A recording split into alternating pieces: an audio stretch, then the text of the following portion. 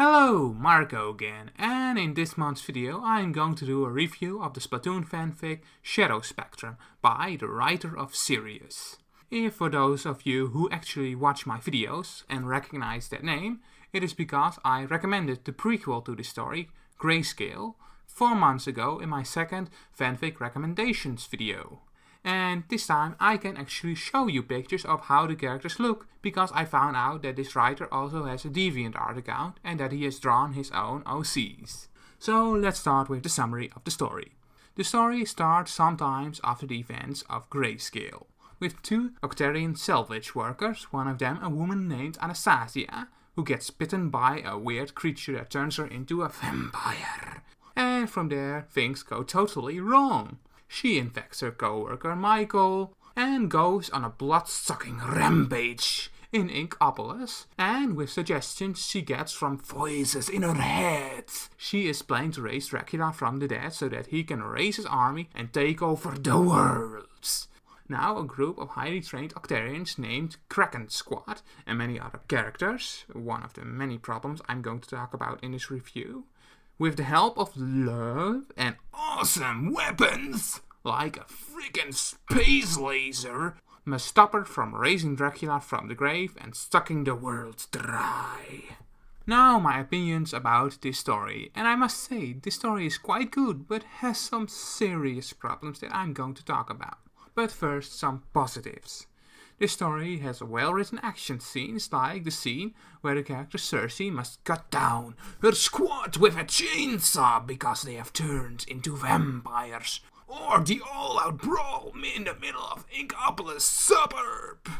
It has well-written characters that have doubts, dreams and feel love, like the character Lucia, who is doubting herself because of her advanced age, but still fights on, out of a need to protect the people she loves against vampires. The writer also has a great knowledge about the military, which shines through in his knowledge of military weapons, vehicles and jargon, which shows in the action scenes I mentioned earlier, except when it goes straight up Hollywood action movie, like with the space laser which I mentioned earlier, but that is to be expected with a story with vampires. Now the negatives. The chapters of the story can go on forever. The longest is over 18,000 words long, which wouldn't be a problem if it were for some readability problems. Like it jumps from place to place without a good transition.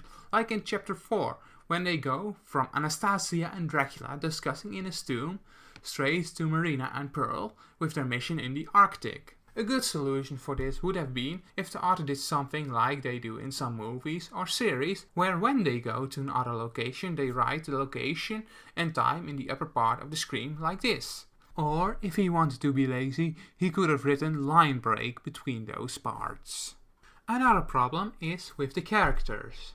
Not that they are badly written, but there are too many of them. I had sometimes a hard time with who was who again.